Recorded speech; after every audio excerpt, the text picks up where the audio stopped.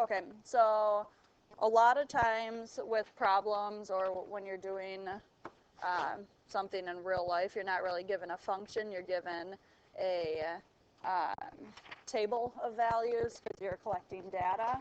So even if you're collecting data and you get a table of values, you can still estimate what the distance traveled is, and we kind of talked about this yesterday. If you have trouble with this or you're kind of starting this stuff out, I think it helps a lot to just draw a really quick sketch. It doesn't have to be crazy accurate because they don't ask you for a sketch on the AP test. But I find that people do this wrong so often that I feel like taking the time to do a really quick sketch is worth it. So across the bottom we have our time, which goes up to 5 and goes by 0.5. So I've got 1, 2, 3, 4, and 5, and this is the time in seconds. And we already looked at it yesterday, the labels match up, right? And then the velocity is in meters per second and goes up to almost 11.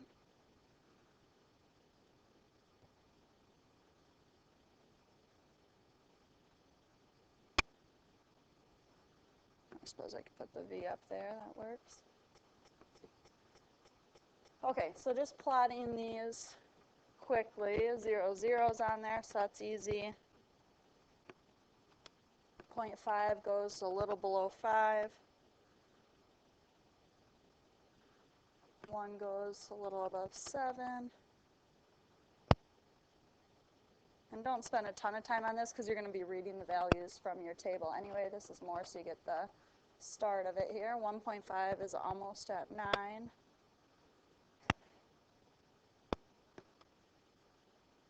2 is almost at 10. And so if you need to, you can do the entire sketch. If you don't need to, you can kind of do the start of it and then see if you can figure out what the pattern is here.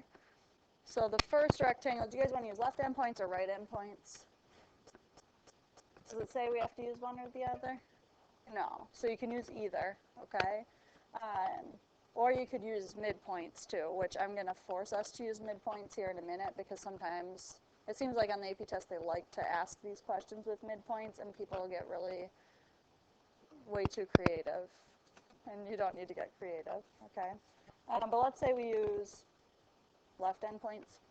It doesn't matter which one you choose. You can do either. Now, if you do left endpoints or right endpoints, you're going to get different answers, right? So they would accept either of those answers. They would have a worked out thing for left, and they'd have a worked out thing for right. One of the questions that I saw, I don't know how many years ago they did it, but they had left endpoints and right endpoints, and it came out to the same answer because the function increased and decreased. So then they could score it probably, a lot easier. But let's say we do left endpoints. How many rectangles are we going to have? Try again. Won't there be 10 of them total? Because we're having a width of how much? A half. So if you want to, you can just put the half out front instead of doing a half times this, plus a half times this, plus a half times this. And then we just put the heights inside the parentheses. Does that make sense, everyone? If that wasn't a consistent width across the bottom, then you would have to do each of them separately, which is what we'll do on the next page. We'll just make one up here. Okay, so if we're doing left endpoints, this is my first rectangle. Starts here, going from here to here. Starts here and goes across, so what's the height? 0. I always write it, that way I can count how many I have in there and make sure I didn't miss one, because it's super easy to miss something, especially if you don't draw it all the way out. Okay, so now we're going from here to here, so from 0.5 to 1. You go where the left endpoint is. So that one is, what'd you say? 4.67. Okay, and then you do the next one. Now you don't need the graph unless they ask you for it, but the next one here going at the left endpoint would be 7.34, right? So then you can start to see here. So this rectangle has a width of 0.5, so that's the half that's out front, and taking the left endpoint, we do this one. Okay, then you move to the next one. So from here to here, left endpoint, you take that one. So the width is again a half. That's why that half's out front. The next one goes from here to here. Left endpoint is this one. So we can continue this on, right? how many of these total are we going to add up?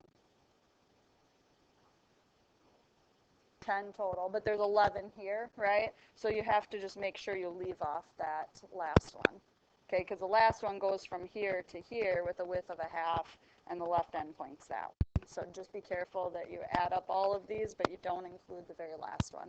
And that's a very common mistake, is people just go, okay, I just got to add all these up once they start, you know, rolling with it. So, and then your answer's off. And if you did, let's just say for a second we did the right endpoints with 10 of them, it would still be a half out front, right? And if you're doing right endpoints and we go from here to here, which one would you be using? You'd use this one here. So then you would add up, instead of from the top down 10, you'd go and you'd start at the second one and you'd go where? All the way to the bottom. Okay, so that one would obviously be larger because you got the 10.81 instead of the 0 on that one. Okay, so either of those answers would be fine, you just have to show your work. Okay, and we'll do midpoints in just a second, so I'll let you guys work that out. We'll see you. Did you guys already get an answer? What'd you get? 41.785, so check to see if you get that, and then we'll move on. Okay, if we're going to do midpoints, a lot of people get creative here, and you do not have to get creative. Actually, if you get creative, it messes things up. Whoops, jumped a page. Okay, so if we're using midpoints, people like to try to add data to here, and that's not how experimental data works, right? You can't say, oh, if 0.5 is here, then 0.25 would be here, because that's probably not accurate, right, when you're speeding up in a car. So don't add data, okay? If you're adding data to a table, you're going to get the answer wrong, so you might as well not even do it, okay?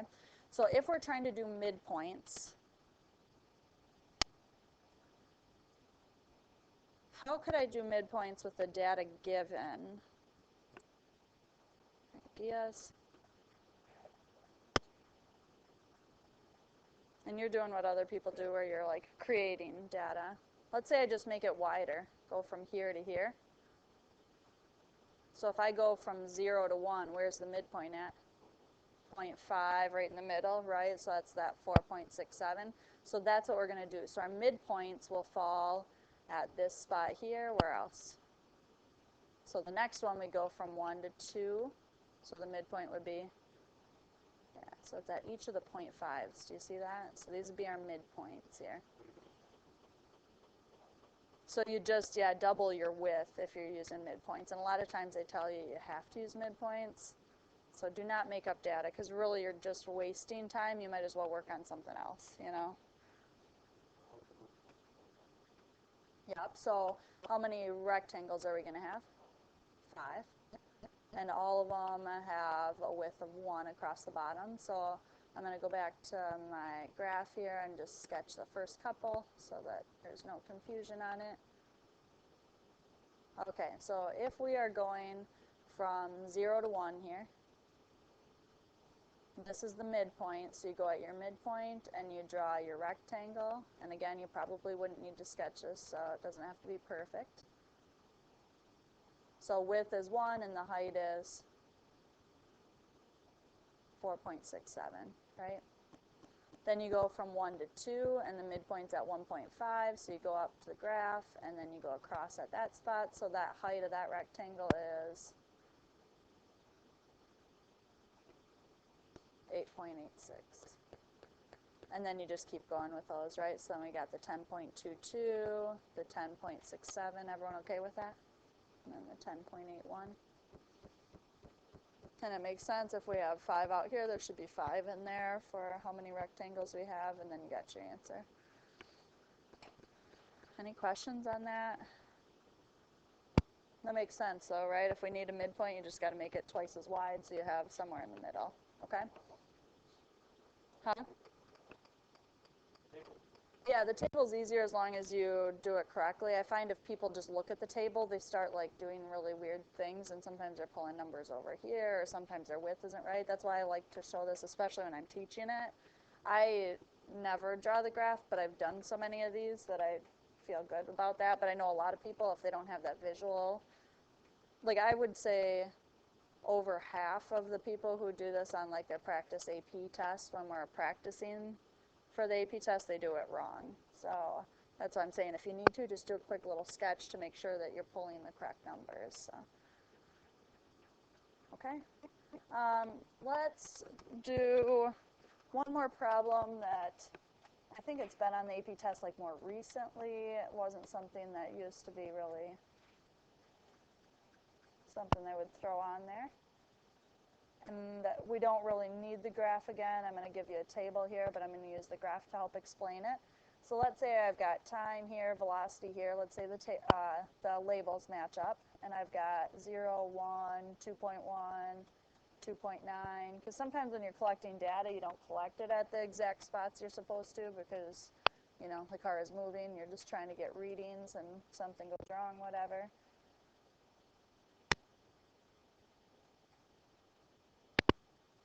So I'm just making stuff up here. Obviously, we would probably have a larger table and more stuff going on, but this will get us the idea. So let's say we're trying to find right endpoints, and we want to do, how many rectangles could we do there? 3. Is there a common width for this? No. Okay, we're going from 0 to 1 is the first spot, and then 1 to 2.1, which is a little bit bigger, and then 2.1 to 2.9, which is a little bit smaller. And then our heights go from 0 to 10 to 11 to 13. So if we're trying to do right endpoints, from 0 to 1, we would take our height to be 10. So what's the width of this rectangle? 1. So we've got 1 times 10.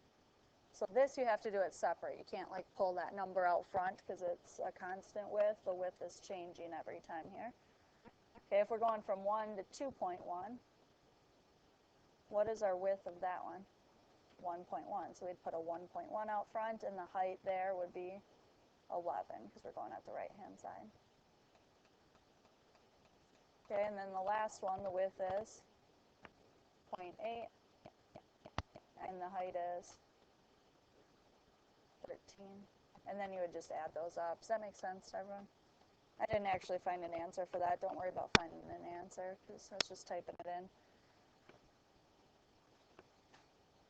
And later on, we'll get to, like right now we're just doing rectangles. Later on, we'll get to, it's like a spoiler alert here, so. We'll get to actually doing trapezoids instead, where instead of going straight across, we're going to connect like this to this, and then this to this, and find the areas, because then it's a little bit more accurate. And then that's where they tend to put where they're not equal in width going on.